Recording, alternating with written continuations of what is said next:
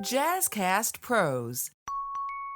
Now, I did disclose my abuse as a child, and I credit my mom for building a relationship with me that allowed me to be comfortable to come to her and provided me with all of the support that I needed to get through and to come out not only a survivor, but someone who has thrived despite of their abuse. Last time I shared an interview with you around Child Abuse Awareness Month. And there is some information that I want to make sure you have. And so we're going to revisit the topic this week. I want to let you know that this may have some triggers for you. It's okay if you decide that this episode is not one that you can listen to. It won't be too graphic. It won't be graphic at all. But I just want to let you know that in this conversation, some topics are going to come up that may be uncomfortable, but may be triggering to you.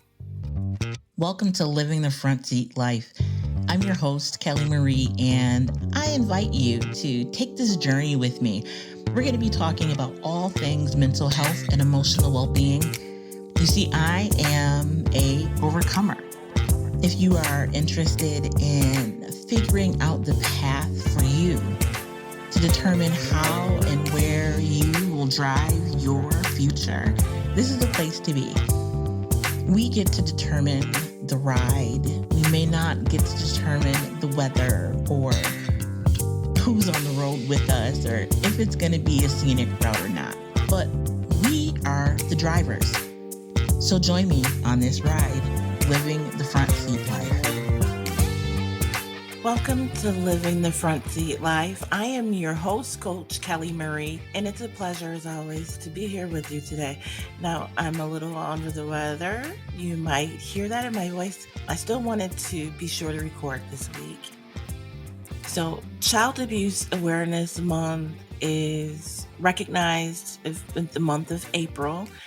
And I really wanted to dive in a little bit deeper in this episode around warning signs, around what you can do if you are the caregiver of a child. I want to be sure that you have the tools that you need to stand in the gap for a child that you care for and care about and love. But it's just me today. I don't have a guest. So I want to start with just some statistics around the reality of child abuse.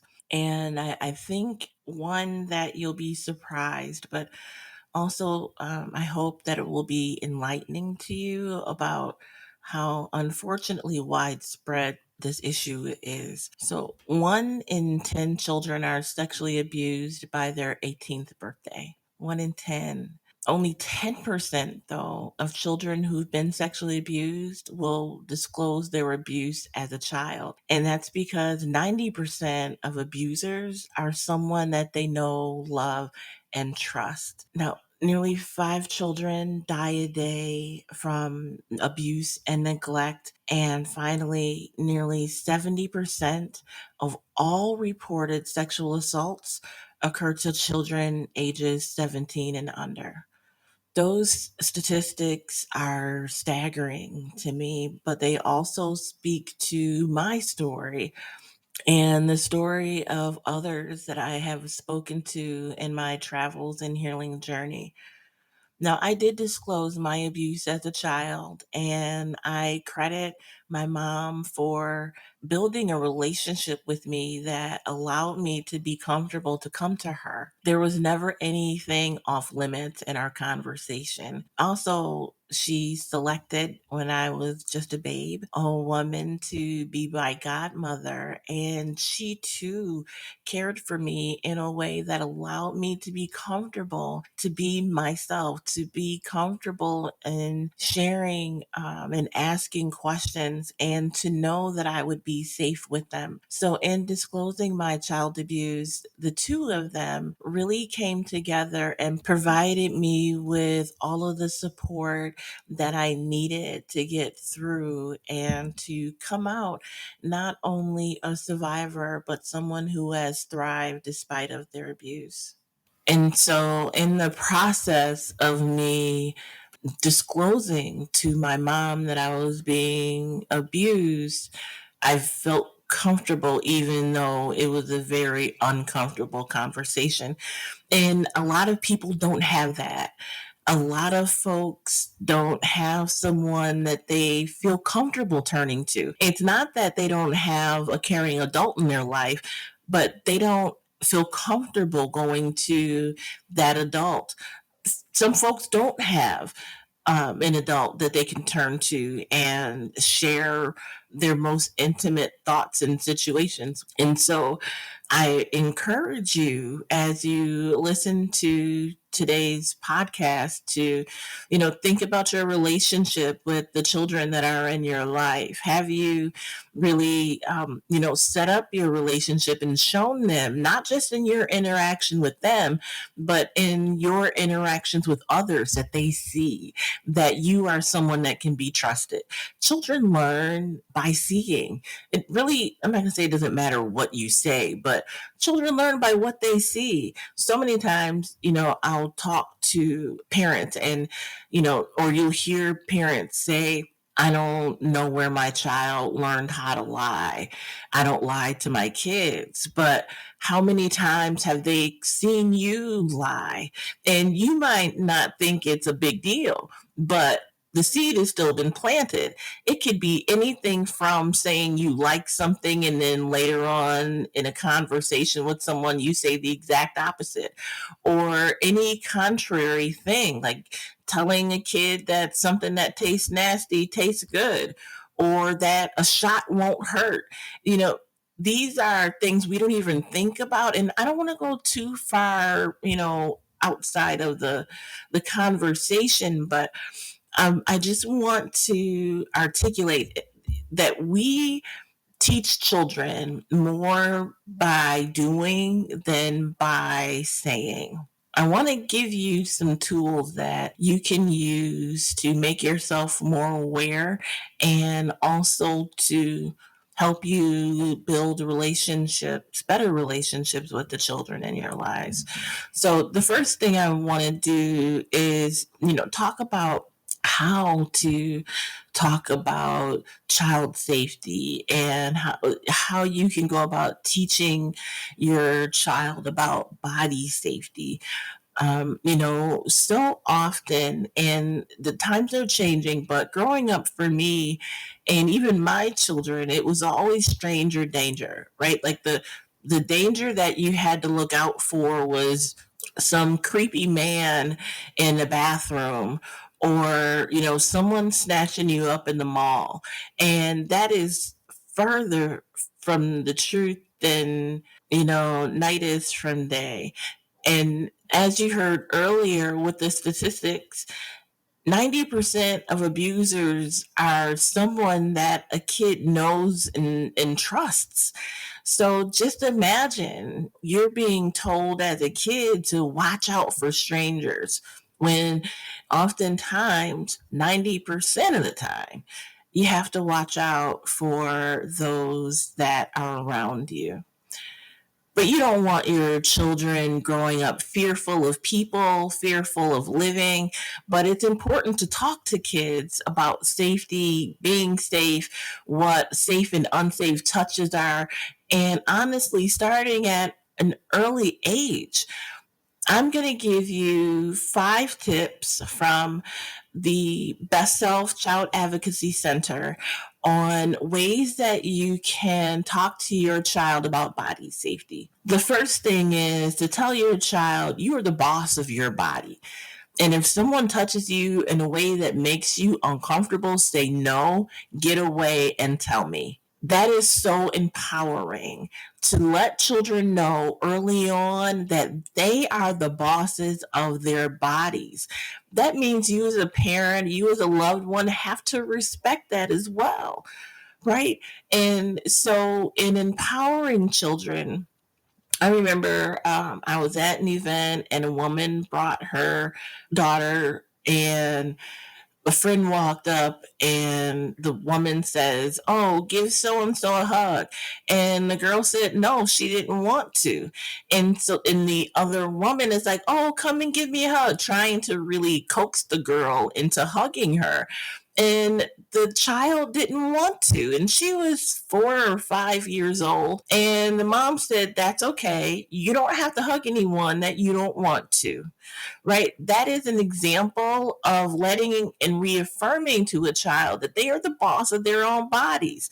They don't have to hug people and be forced to touch and hug people that they don't want to. So that is an incredible first step. The second is to teach your child the proper names for their body parts. We make up all sort of names for breasts, for vaginas, for penises, for body parts in general. And when we don't let children know what an actual name is, we mystify it. We make it something that is taboo. Instead of doing that, simply by teaching your child the proper name for their body parts, you're giving them ownership again of their body. Now, explain that those body parts are private parts, and then those parts are those that are covered. This is step 3. That those parts are those parts covered by a bathing suit, and they should stay covered. And what you can say is, and I quote, "It's not okay for others to look at or touch your private parts unless that person is your doctor or me." And that one gives the child boundaries, because again, a child knows 90% of the time their abuser. And that abuser doesn't have to be an adult, it can be another child. These things happen. And they're real, and it is discouraging and heavy, but there are ways that we can protect our children. Giving them ownership is truly key. So again, step 3 is explain that private parts are those parts covered by a bathing suit, and that they should stay covered, and that it's not okay for others to look at or touch your private parts unless that person is your doctor or me. Boundaries. Step 4, let your child know that no one should ever ask them to keep a secret, and that it's never okay to keep secrets from you, especially if the child is scared or uncomfortable. So that means you have to practice what you preach. You have to not ask your child to keep secrets, right? Right. It's not that you're teaching your children not to have fun, like surprises and things like that. You're really teaching them to be safe. And not holding secrets is one of those ways that you can keep your child safe. That's one of the things that's a part of my story, and a part of so many others, is that we're told to keep these actions secret, that it's just between you and the abuser. Step 5 is to tell your child to speak up if someone is making them feel anxious or uncomfortable. Again, you want your young person to feel comfortable talking to you, to feel comfortable being honest with you. And another part of that, and that's not one of the steps, but another part of that is listening to your child when they come to you and tell you that they're anxious or uncomfortable or that they're scared, right? You have to take this information and make it actionable for you in your relationship with your child or loved one. Again, I appreciate you for being here, for listening, and I'm just grateful that I'm able to share my story with you so that you can then be there for someone else. Now, the last thing that I want to do is give you some warning signs of child abuse. I've gotten these from my friends over at the Child Advocacy Center at Best Self in Buffalo, New York. This information is available up on their website, but also I'm giving it to you here. So the first is unexplained or suspicious bruises, welts, burns, or fractures. Yes, we're talking about the children in your life. They may not be your children. They may be nieces, cousins, they may be a neighbor, or maybe you are a nanny or you sit for a friend. You don't have to be the parent in this situation. Just a loved one, someone that is caring for and cares about a child. Unkempt or malnourished appearance, depression, anxiety, or sudden mood swings, these are not natural occurrences in children. Disturbed sleep, some abrupt changes in behavior like eating habits or school performance, withdrawal or aggression. Now, these are warning signs. This does not mean that a child is being abused. These are things to look out for to help you discern whether or not they are. So there may be some other reasons for abrupt changes in behavior, like being bullied, right? But that's still abuse. I don't want you to limit our conversation to just sexual abuse. This is abuse of all types for children. Being fearful of a certain person or a certain place, self harm or suicide attempts. I don't know if you have become aware or pay attention to the rates of suicide in children, but it's high and it's increasing. Wetting or soiling accidents not related to potty training. So yes, you're going to have accidents in that potty training phase, but pain during urination and or bowel movements. I know this was one of the issues that I had. Sexually transmitted diseases or urinary tract infection, discoloration or scarring of the genital area. Now, you would know this if you are the parent, right? Because you're teaching the child that bathing suit parts are to be covered, right? Unless it's you or the doctor. Unusual knowledge of body parts or sex, and also acting out sexually with toys or other children. Again, children are learning through experience. So anything that seems out of the ordinary or they didn't pick up, on television, it's a warning sign. It's something to be aware of. Always take a child seriously when they're talking of being abused. You want to make sure in this case you call 911 or Child Protective Services immediately.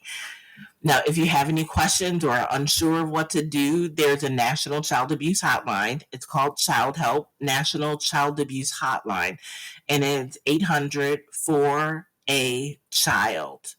800 for a child. I want to make sure you have this information, that you are armed and you are equipped. Now, I told you I got this information from my local child advocacy center, which is housed at Best Self here in Buffalo, but there are child advocacy centers across the U.S. Now, child advocacy centers, quickly, just so you can get an idea of what they do, they often are a one-stop place for children who have disclosed that they're being abused. Now, child advocacy centers are child friendly, they're trauma informed places where these teams of professionals provide coordinated and comprehensive care and response to victims and their families and caregivers. So here they offer like multidisciplinary response teams, including case facilitation and coordination, crisis intervention. They have forensic interviewers so that children and witnesses can be interviewed in a way that is safe and limits the amount of times that a child has to tell their story. Back in the day, a kid would have to tell their story over and over and over again. And having child advocacy centers in the mix now limit the amount of times that children have to tell their stories. They have medical examiners there, and they can do evaluations, they do advocacy and education and prevention. So if you are interested in learning more information, just look up child advocacy centers, or you can call 211 in your area and ask for your local child advocacy center. Again, I hope this is something that you never have to live through, that you never have to deal with, that no children in your life ever have to live through a situation like this. But in the event that they do, you have the tools that you need in order to be a better caregiver, a better protector for those children in your life. So I thank you so much for taking this time to be here with me. Again, I want to just go over those 5 steps before we end of teaching your child body safety. It is so incredibly important, so much so I'm going to tell you again. So, step 1, tell your child you are the boss of your body.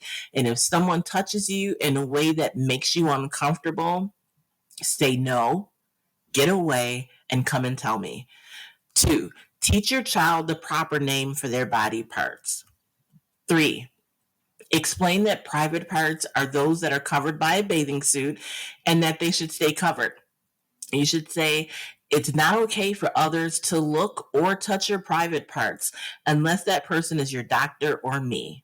4, let your child know that no one should ask him or her to keep a secret, and that it's never okay to keep secrets from you, especially if your child is scared or uncomfortable. And 5, tell your child to speak up if someone is making them feel anxious or uncomfortable. So again, I thank you so much. I want to give you the number again for the Childhelp National Child Abuse Hotline. That's 800-4-A-CHILD. Or you can call 211, look 211 up in your browser, and look up your local child advocacy center. There are child advocacy centers across the U.S. So until the next time, thank you for joining me. I am your mental health coach, Kelly Marie, and be the light.